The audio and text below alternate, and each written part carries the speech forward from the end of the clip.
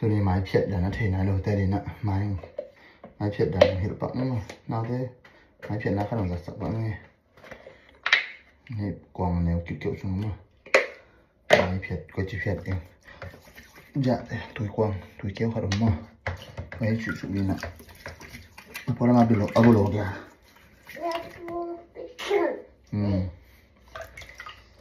đàn này nó bó lên rồi chưa ạ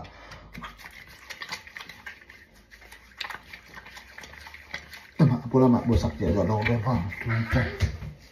đó là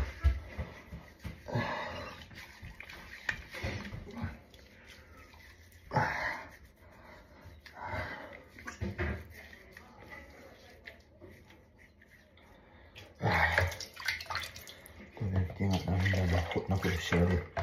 nó là xéo liền mà là tôi ở đây đấy là làm hết rồi là tôi bên là bằng là máy bên đây là hết số kéo cho đi đây là đâm tất cả hiện giờ chạy đó đi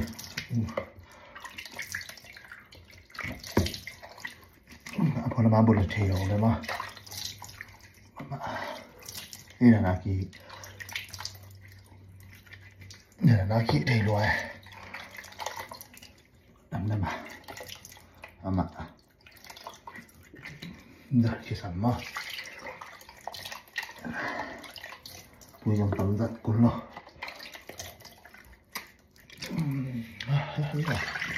นั่นที่จะเลยไหมอันน่ะ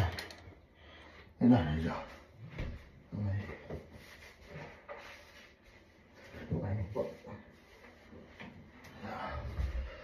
chị giàu vậy mình giờ túi ấp lo túi bột vẹt lối với mà dạ túi là ấp bột tẻ tôm hết chín hộp rồi thế gì mình giàu tôi đó nè apa gitu lagi sih tôi lấy giặt giang bên tôi nhá tôi lấy thịt bị đạn với mà tôi lấy bên hết đạn dạ dùn biết ít thằng chăng à xếp cái khác cái với mà dùn thật chăng à như này cột là chỉ sử dụng đồng ơi nắng thuộc chứ đây là dùn cái thật chăng à dạ đây là cái khác mà dùn nó thật để lấy hít là khát được hít bên yak thật này để tụt này biết hình mà hít gì hít là khát đến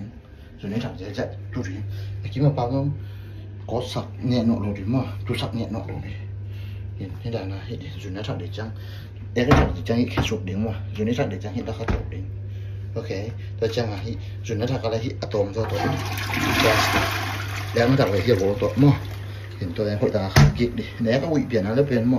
hít khát kịp đi ở bên ta khát sụp đi flash bắn đi tôi chăng giảm chăng bên anh ấy luật đi nó để đã để khát đi mình nó flash đi ok tôi chăng nó nằm là tới hiện chỉ mà bao mà áp bằng biển nó đấy dạ hít áp kiệt mà tôi mà hít tổ hít tiếng mình ấy tết bên chỉ kỹ đầu đó là mà hội ta cả tết hít đó đi tết mà hít sụp đi thế này tôi chăng hít tập cái gì đấy tôi biết đi oxy bên cái tissue bag tôi mà tissue bag tôi này cái sáng mà ta cho ui kiện nó sạch là gì vì sao là chỉ mới lá cái năng chỉ mới công việc nó phải mong mò cóอย่างเราจะเราปะก็จะ training ก็ไปแล้วต้องของเปีย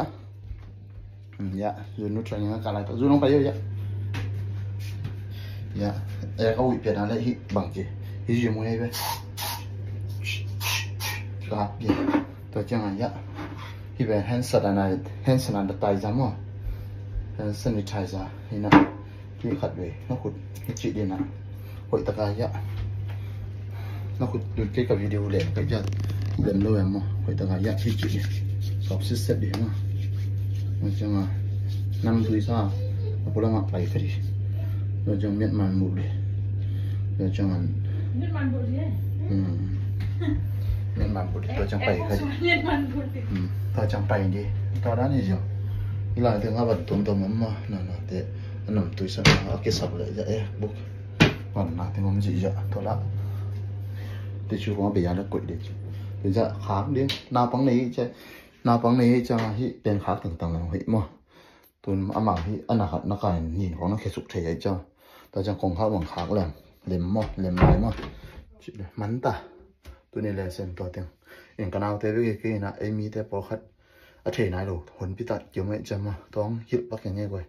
nung đâm mạ mẹ chụp phận này